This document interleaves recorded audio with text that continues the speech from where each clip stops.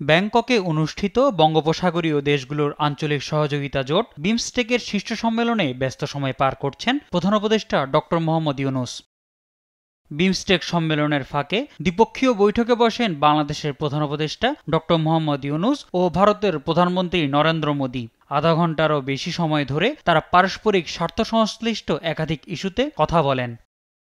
দুদেশের সরকার প্রধানের মধ্যে অনুষ্ঠিত বৈঠকটি অত্যন্ত গঠনমূলক ও ফলপ্রসূ হয়েছে বলে মন্তব্য করেন প্রেস সচিব শফিকুল আলম। তিনি আরও বলেন, শেখ হাসিনার প্রত্যর্পণ সহ পারস্পরিক স্বার্থ সংশ্লিষ্ট একাধিক ইস্যুতে আলোচনা হয়েছে। আমাদের যেগুলো স্বার্থ সংশ্লিষ্ট যতগুলো বিষয় ছিল সবগুলো বিষয়ই আমাদের চিফ অ্যাডভাইজার মহোদয় সেই মিটিংয়ে বলেছেন।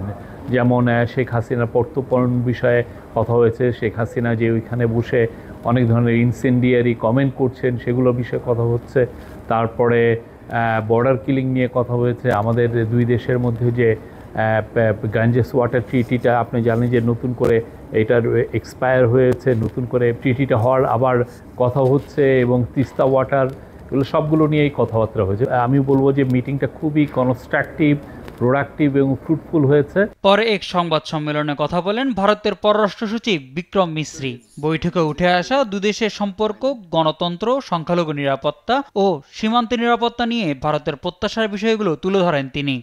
Prime Minister reiterated India's support প্রধানমন্ত্রী নরেন্দ্র মোদী ডক্টর ইউনূসের কাছে গণতান্ত্রিক ও স্থিতিশীল বাংলাদেশের প্রত্যাশা ব্যক্ত করেন। পাশাপাশি বাংলাদেশের সঙ্গে ইতিবাচক ও গঠনমূলক সম্পর্কের উপর জোর দেন। এছাড়া সীমান্ত সুরক্ষায় অনুপ্রবেশ বন্ধে আইনের কঠোর প্রয়োগ ও সংখ্যালঘু বিশেষ করে হিন্দুদের নিরাপত্তায় বাংলাদেশের কার্যকর পদক্ষেপের প্রত্যাশা ব্যক্ত করেন তিনি।